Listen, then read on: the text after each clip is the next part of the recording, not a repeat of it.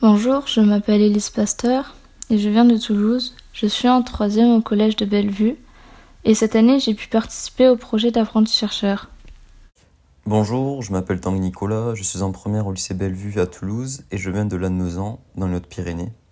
Nous avons eu la chance de mener à bien ce projet des apprentis-chercheurs dans un laboratoire CNRS du Centre de biologie intégrative de Toulouse, qui se situe à l'université Paul Sabatier, sous l'encadrement de Benjamin Le Bolzec, qui est un doctorant, et de Nadine Pugier, une chercheure, au sein de l'équipe Legube.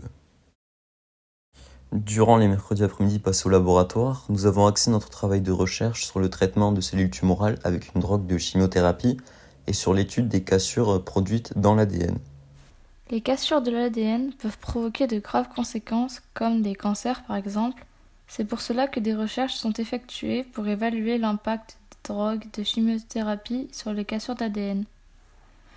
Pour mener à bien notre projet, notre travail consistait à traiter des cellules tumorales humaines avec différentes concentrations d'étoposide, qui est une drogue utilisée en chimiothérapie, puis à réaliser en parallèle une immunofluorescence de gamma-H2AX et un test clonogénique. Dans cette vidéo, nous avons choisi de vous parler plus en détail de la première expérience. L'immunofluorescence pratiquée avait pour but de révéler les cassures de l'ADN grâce au marqueur de cassure gamma-H2AX et ainsi de nous aider à trouver la bonne concentration d'étoposide à utiliser sur ces cellules. Cependant, pour que les résultats de l'immunofluorescence soient précis, il faut bien respecter le protocole. En effet, il faut faire chronologiquement et de façon minutieuse la préparation des boîtes de culture, diviser, compter et ensemencer les cellules, puis plus tard, traiter celles-ci avec de l'étoposide en dose croissante pour avoir plusieurs résultats. Il a encore fallu passer par de nombreuses étapes avant d'obtenir les résultats au microscope. Nous avons préparé des solutions comme le PBS-PFA. Ensuite, il a fallu fixer les cellules sous la hotte et les perméabiliser, incuber avec l'anticorps primaire puis le secondaire, colorer l'ADN des noyaux à Luxt sans compter un bon nombre de lavages.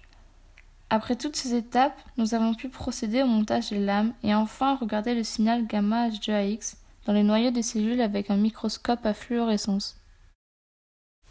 Avec les photos prises au microscope, il a fallu déduire une conclusion par rapport à toutes les concentrations d'étoposide, tester et trouver celles qu'il faut utiliser sur les cellules.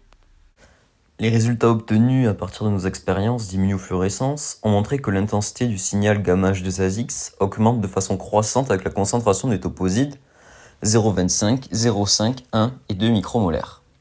Ces résultats nous ont donc permis de déterminer la bonne concentration d'étoposide, qui est donc de 1 micromolaire, car c'est celle qui se rapproche le plus du résultat observé pour le contrôle positif, comme nous pouvons le voir sur les photos de l'immunofluorescence gamma-H2AX et comme nous le confirme le graphique.